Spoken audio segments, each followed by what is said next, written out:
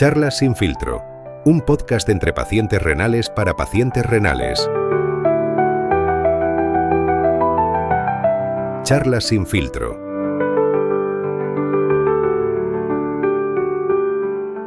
Bueno, pues la verdad es que la primera vez cuando me diagnosticaron esta enfermedad, pues realmente no tenía conocimiento de lo que era en profundidad.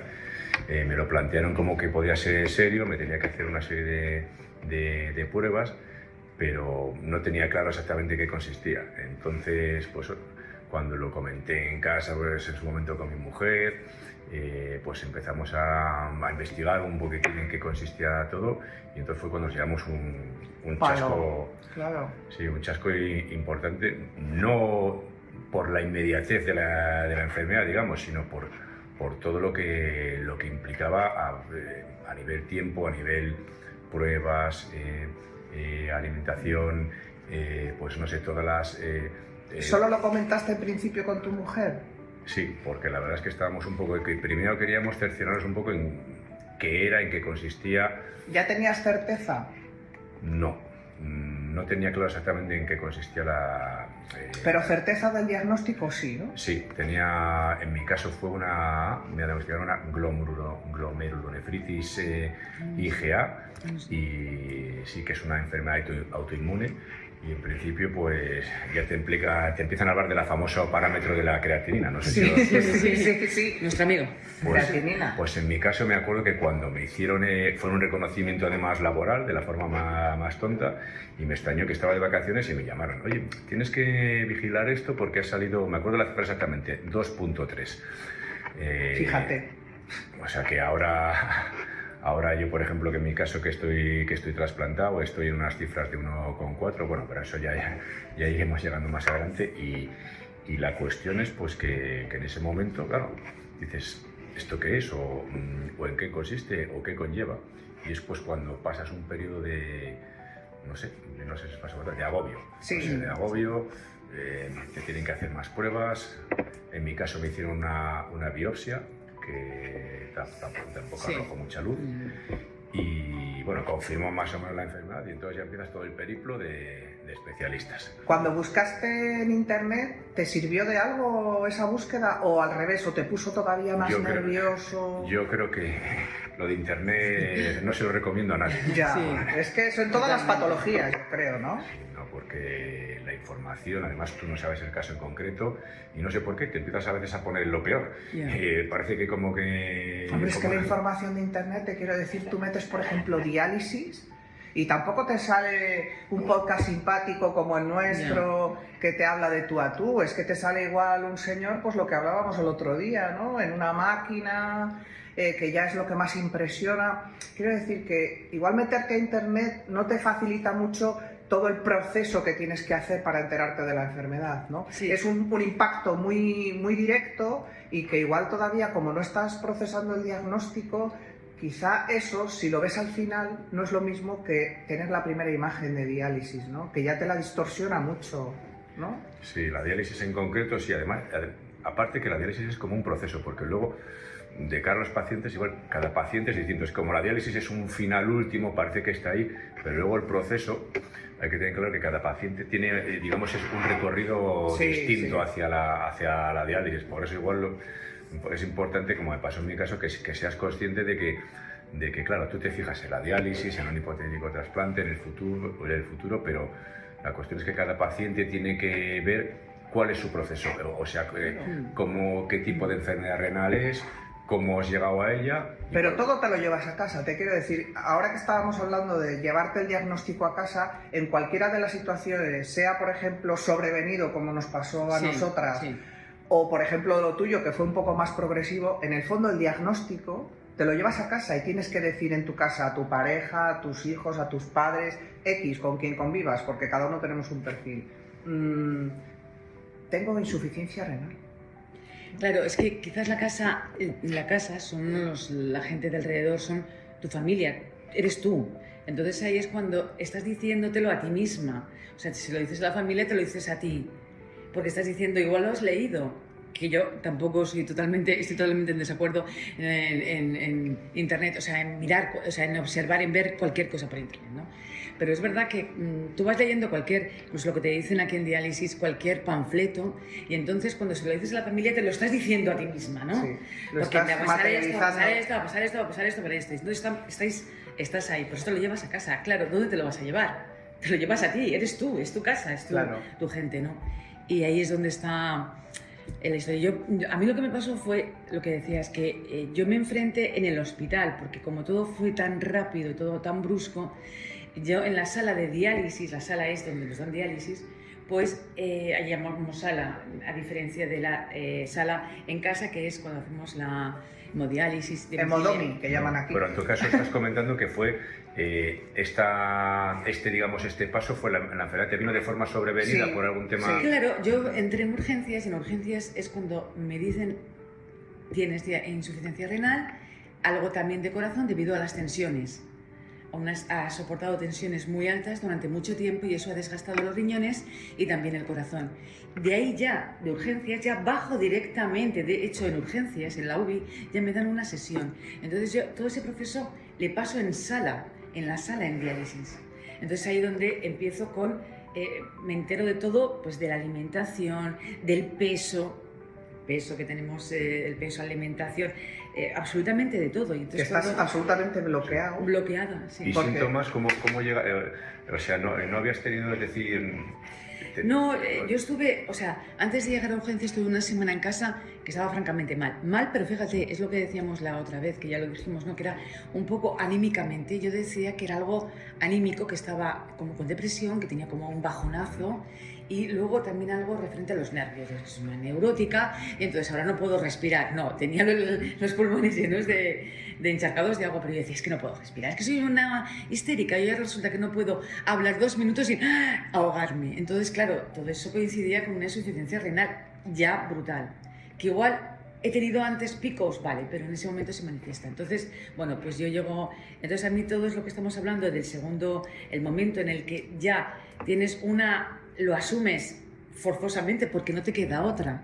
Tienes que asimilar la enfermedad forzosamente. Es que hay síntomas que te piensas, yo creo que estás somatizando, ¿no? Sí. O sea, que dices, bueno, este cansancio, igual es que estoy estresada, sí. Esta hinchazón, igual es que, no sé, la edad, soy una menopáusica, eso...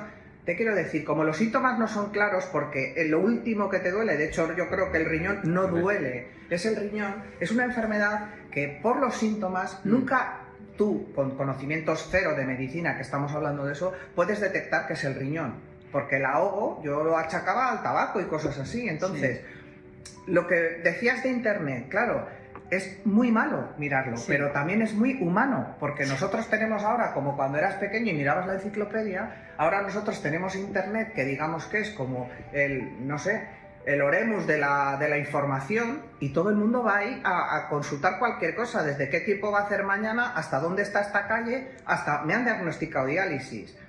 Que todo tiene que tener su filtro de criterio, porque tenemos que tener un criterio para estas cosas, está claro, pero es muy humano meterte a Internet cuando tienes una duda, porque creemos ahora mismo que es nuestra enciclopedia, nuestra información más rápida. Entonces, que la gente se meta, bueno, pues cada uno que haga lo que quiera, nadie va a prohibir que te metas, pero si te metes, te tienes que meter con cierto criterio, porque igual que no todo de Internet es verdad, aunque sea verdad, tampoco es lo que te decía, que es muy impactante ver esas imágenes, que es lo que te va a salir, porque Internet es más imágenes que texto, porque nadie se pone a leer una revista científica de medicina, nadie se pone a leer la revista científica, yo qué sé, el servicio de nefrología No, te pones a leer un testimonio, una imagen. Entonces ese impacto quizá había que tenerlo antes un poco más procesado, es el tema de Internet. Yo creo que igual también es un poco el miedo, ¿no? O sea, la gente mira Internet para ver algún síntoma que no tiene, para decir, eso no lo tengo yo.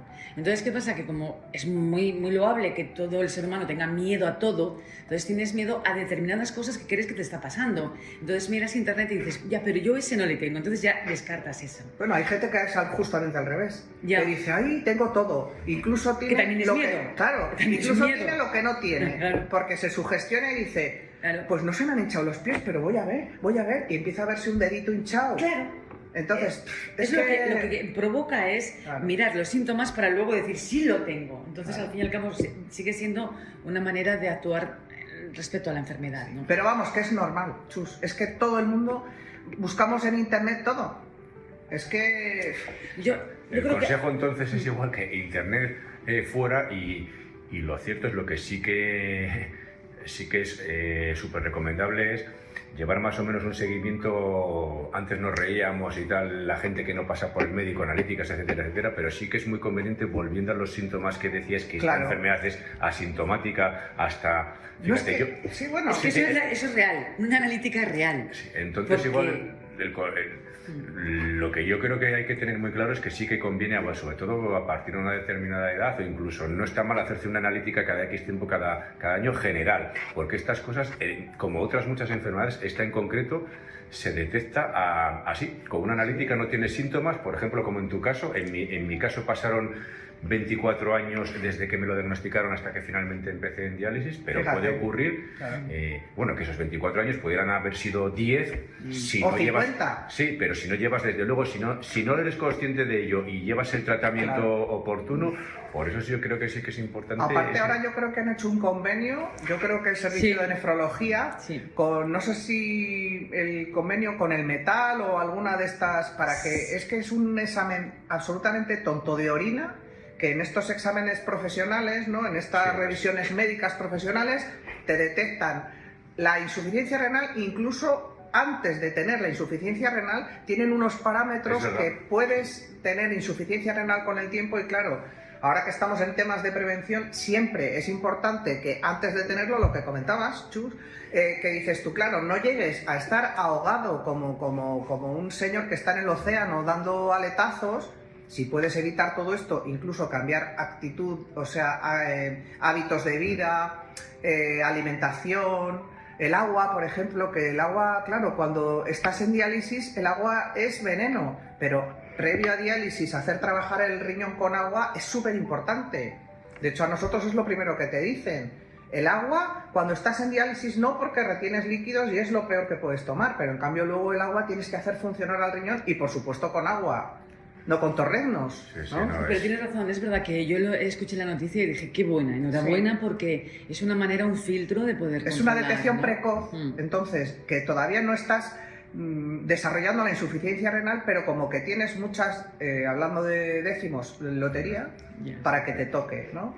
Entonces, claro, todo eso pues sí, está muy bien para el futuro, sí, ¿no? Perdona, Blanca, simplemente en mi caso, si me hubiese tomado la tensión, fíjate, sí, qué fácil. Sí, sí. Tomarte la tensión, punto. Me hubiese evitado bastante... Sí, porque si tú imagínate como hacemos ahora, me imagino que vosotras igual. Yo en mi caso ahora la tensión la vigilas continuamente porque sí, estamos tomando medicación para la tensión. Entonces yo llevo ahí una especie de estadística que cada vez que vas a todos los días lo apunto. Y llevas la media. Entonces hay una serie de, sobre todo de concienciar a la gente en términos generales, ya no solo para la insuficiencia renal, en concreto, que es lo que estamos hablando, sino que en general pues te puede cambiar mucho la vida si tienes unos hábitos básicos de vigilar tu salud. Sí. La vigilancia de la salud que se llama a nivel laboral, un reconocimiento cada X tiempo, la tensión, etcétera, pues lo que dices que... También hay que decir que todo esto lo aprendes post-diálisis, te quiero decir, porque claro, es muy fácil decir ahora nosotros que nos tomamos la tensión todos los días, pero yo tampoco me tomaba la tensión, tampoco valoraba estar ahogándome, achacamos mucho al tema somático porque hoy en día vivimos bajo presión, no es lo mismo que si fuéramos medievales, que solo nos ocupábamos de comer y que no nos matara el Señor, o de que la cosecha más o menos fuera bien. Claro, ahora tenemos una serie de niveles de estrés que muchos de los síntomas que pueden deberse a una enfermedad siempre lo achacas a decir, es que estoy súper presionada, se camufla. Todo esto, claro.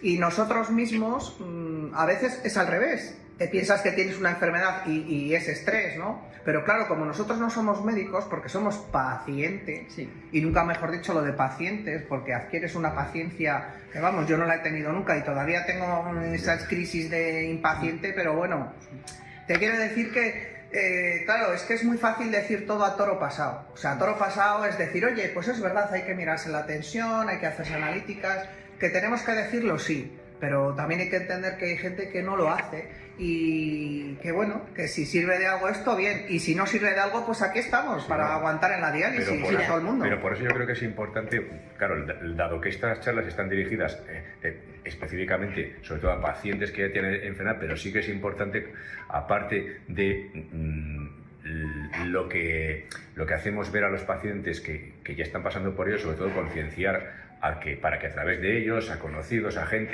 la gente en general, que sean conscientes de lo que es esta enfermedad y de que muchas veces esta otra se pueden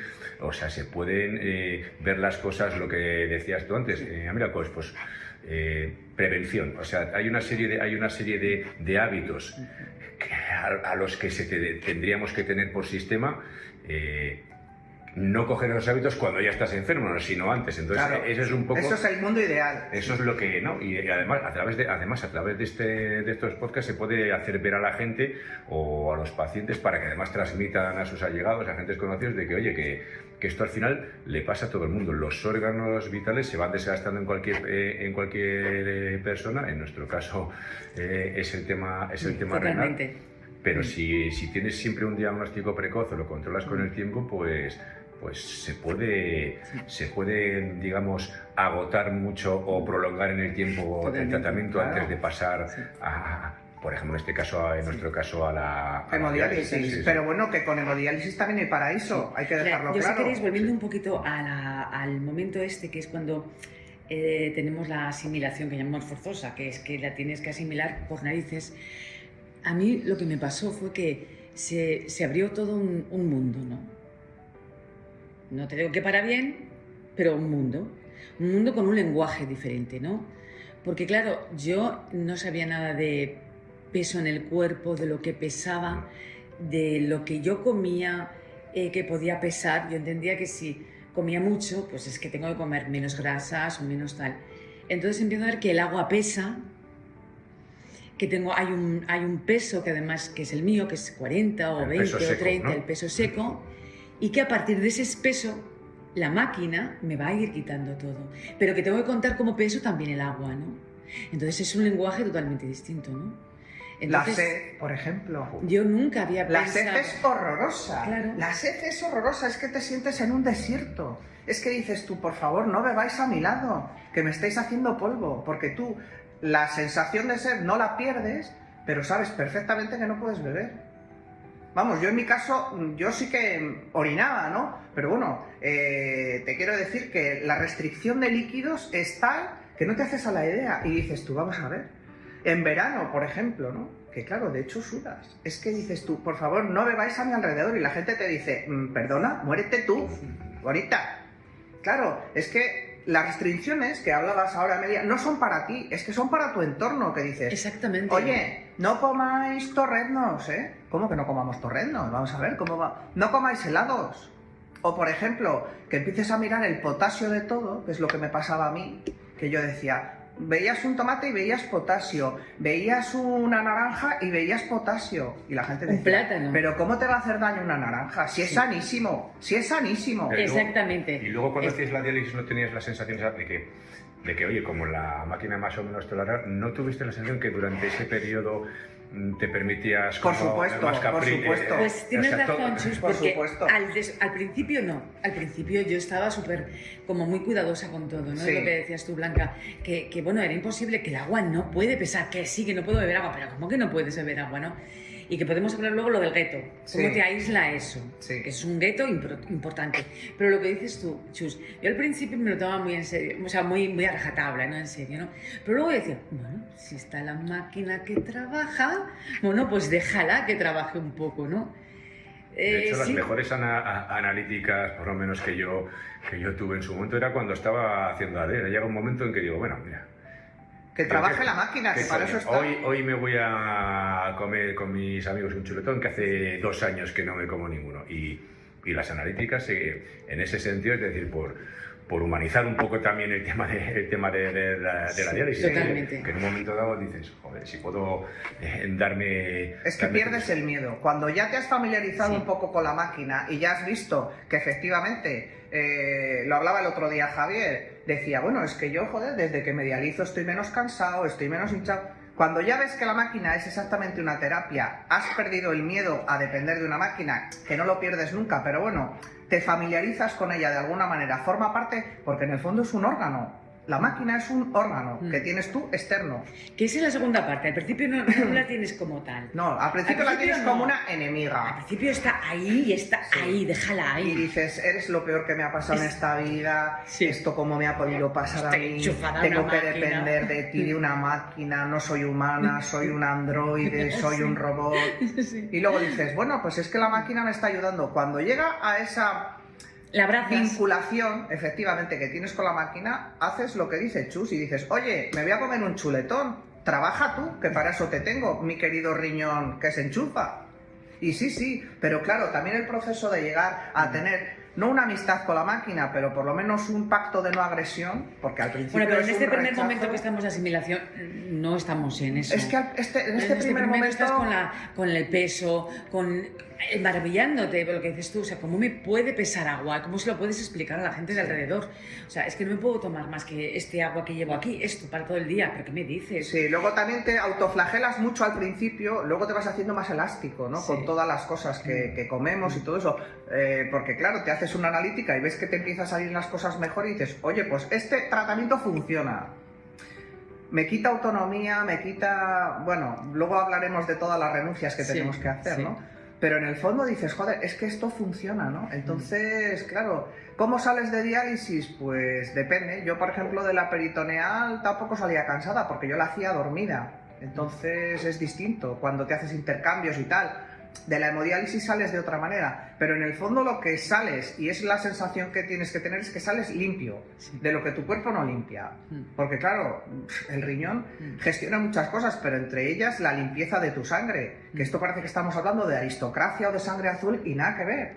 Estamos hablando de todas las toxinas, y dices tú, toxinas, si yo como fenomenal, si yo como solo verdura, si yo como, vamos, filete de pollo a la plancha sin sal, sin tal, pues tiene toxinas. Es que las toxinas no son la nicotina y el alcohol, es que las toxinas son todo lo que comemos, porque todo son toxinas. Sí, las famosas proteínas, que son las que te Claro, marcan las todo, proteínas, sí. fíjate que dices tú, pero si eso se lo dan a la gente débil, qué fuerte. Pues las proteínas te hacen daño porque el riñón no filtra, es un colador que está con los agujeros tamaño garbanzo, entonces por ahí pasa todo, no filtra, no queda. Entonces, claro, volviendo a lo que decíamos, por querer volver, porque se nos va un poco la charla, pero es igual, es que me imagino que todo el mundo se plantea esto. Llegas a casa y dices... Tampoco dices, hola, tengo insuficiencia renal, sino que la palabra que dices es, tengo que hacer diálisis. Palabra satánica por naturaleza, que parece que se te van a juntar, hay 3 brujas, van a hacer una cruz en el suelo, van a poner tu sangre, la van a echar en un caldero. Y claro, ni tú sabes lo que es un poco también este tema, normalizar esto, ni tu entorno sabe lo que es. Entonces ya se empiezan a preocupar, que no te dé el aire, que ni el viento te roce, que tampoco es tanto. Es una asepsia la que tienes que tener, pero bueno, quiero decir que como todo te vas familiarizando, ¿no?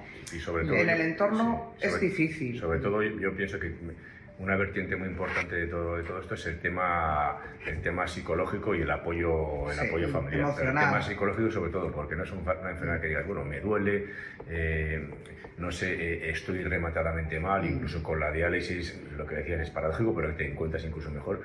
Pero yo creo que el tema, el apoyo, el que tu entorno lo entienda y sobre todo tú mismo, por lo menos lo que me da en mi caso, el tema, saberlo llevar psicológicamente es importante. Por eso yo creo que además, lo hemos comentado con Ismael, que está aquí presente con nosotros del grupo de terapia psicológica, pues es una de las cosas que para mí ha sido de lo más importante, el tener ayuda en ese sentido, en sobrellevar la enfermedad, en tu cabeza y compaginarlo con la vida. Yo creo que es básico, eso es algo que incluso Pero charlar con porque, pacientes. ¿sabes lo que pasa? Yo creo que tienes que tener apoyo por algo que es que realmente no puedes hacer nada de lo que hace la gente alrededor tuya.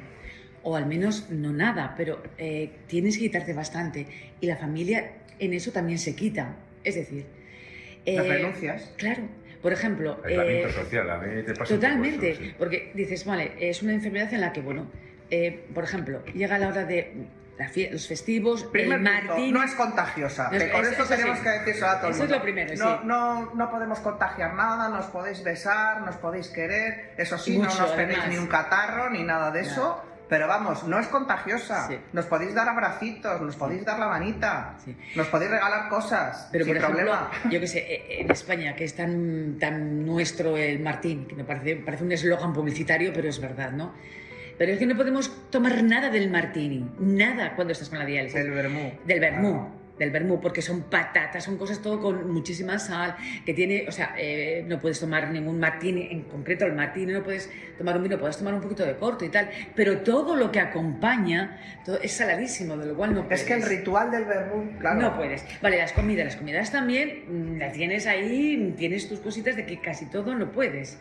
Entonces, luego llega la merienda, por ejemplo, en diferentes, no digo que sea todo el día, ¿no? Esa historia, ese ritual, pero la merienda, pero también en la merienda siempre hay cosas que chocan con nuestra alimentación. ¿Qué pasa? Que es que te vas sacando de todo ello y al final te quedas aislada en un rincón porque no puedes casi nada. O puedes Bueno, y muy anímicamente poco. tampoco te apetece, porque realmente un enfermo crónico, yo no sé si se puede extrapolar esto a la enfermedad renal, pero no sé si os habéis planteado, yo por ejemplo que soy una persona social, que me gustaba tal, yo había días que no quería ver a nadie, No, que no quería estar totalmente. con nadie, y ya llevaba un tiempo de la enfermedad, que digamos que lo tenía ciertamente procesado. Pero el aislamiento a veces te lo produces tú, es un poco autoaislamiento porque dices, no quiero ver a nadie, no quiero hablar de nada, no quiero decir que tengo diálisis, no quiero nada. Por eso lo que comentamos, el tema psicológico en ese sentido es importante porque claro, tienes que cambiar una serie de rutinas en tu vida y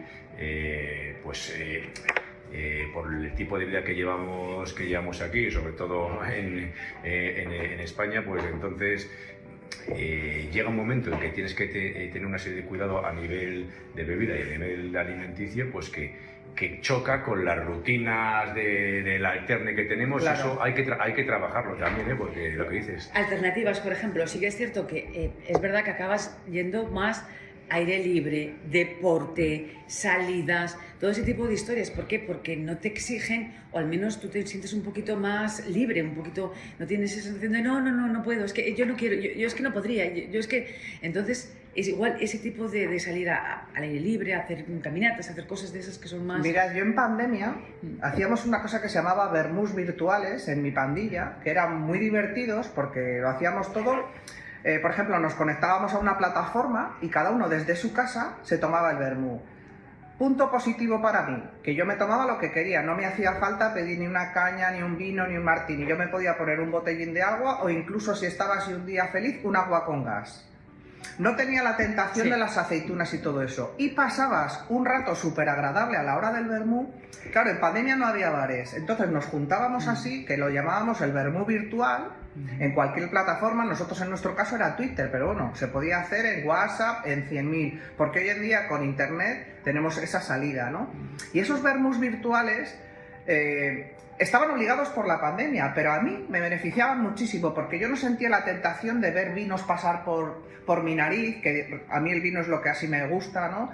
Te quiero decir, no había aceitunas por ahí rondando, que eran una tentación para mí. Entonces, esos vermús virtuales nosotros los hacíamos por la pandemia, pero no servían para tener una relación social que era exactamente igual que un vermú. De hecho, poníamos hasta música, o sea, es que era un vermú, pero Por ejemplo, lo la hacíamos música. desde casa. Entonces, yo no estoy diciendo a la gente que lo puede hacer, pero bueno, es una opción. Yo bebía agua con gas, en ese caso, me sentía como en un vermú. Y estaba en mi casa, obligados por la pandemia, por supuesto, pero bueno, de la pandemia también se sacaron cosas positivas, ¿no?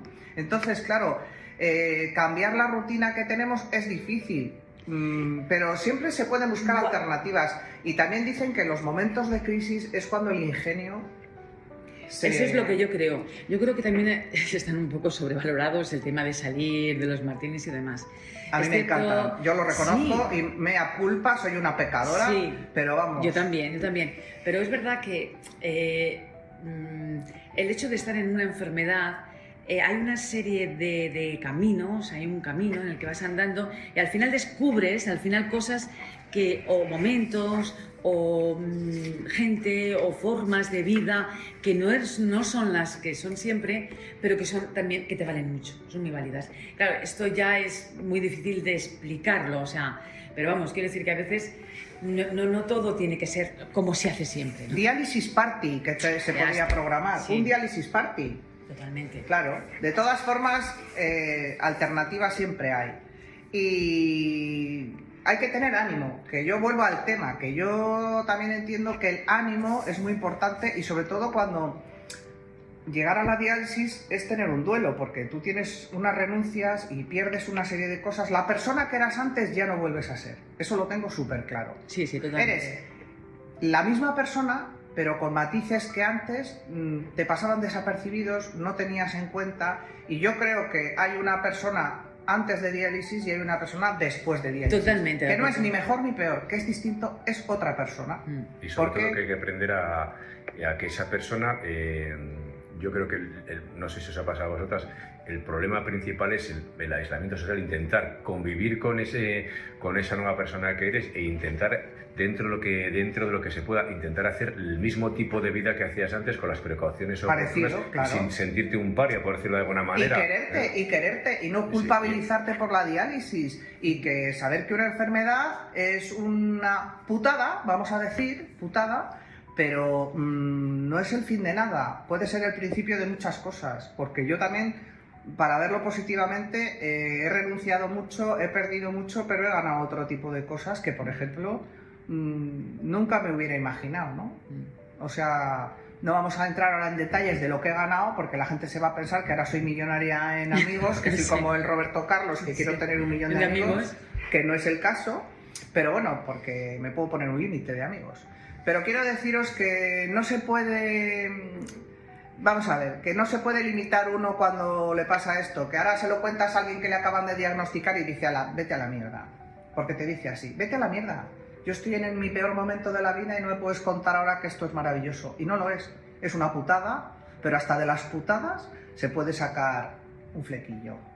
Sí, sobre todo. Y eso yo creo que es con lo que lo más difícil y con lo que entiendo más se tiene que quedar la gente que esté pasando por eso, que son fases, pero que hay que intentar luchar, sobre todo luchar psicológicamente para que intentar seguir con tu vida. Buscar apoyos donde estén. Y hoy, por suerte, estamos en un país que tenemos una sanidad pública y que hay muchísimos apoyos, hay apoyos psicológicos, hay apoyos emocionales, hay apoyos de pacientes. Asociaciones. Hay de todo. Entonces, busca, que seguro que encuentras. Sí, totalmente de acuerdo, sí, totalmente.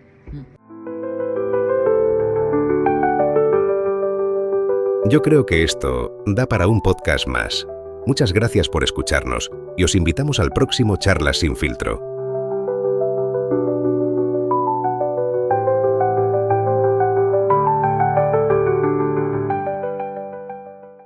Ahora la pildorita de Charlas sin filtro. Lo rutinario que puede ser el tema de diálisis, a título de anécdota, en mi caso particular, cuando haces la diálisis, uno de los aspectos para preparar la máquina es colocar la heparina, hacer una serie de preparativos, y en mi caso, mi hija pequeña de 12 años, pues nos lo tomábamos como una especie de juego, y siempre que preparábamos la máquina, ella se encargaba de preparar la jeringa con la heparina para inyectarla en los conductos, entonces era como un juego. Entonces, papá, ¿entonces qué? ¿Preparamos la heparina? Venga, sí, cariño. Preparaba la heparina, lo conectábamos en la máquina y luego empezábamos con la sesión, de forma para que se pueda ver que lo rutinario que puede llegar a ser y cómo se integra dentro de la vida de cada uno. O sea, que eso, pues para que la gente tenga en cuenta que llega un momento en que pues eso, se convierte en una parte de tu vida sin más, como cualquier otra rutina. Has escuchado La Pildorita. Charlas sin filtro, un podcast entre pacientes renales para pacientes renales. Charlas sin filtro.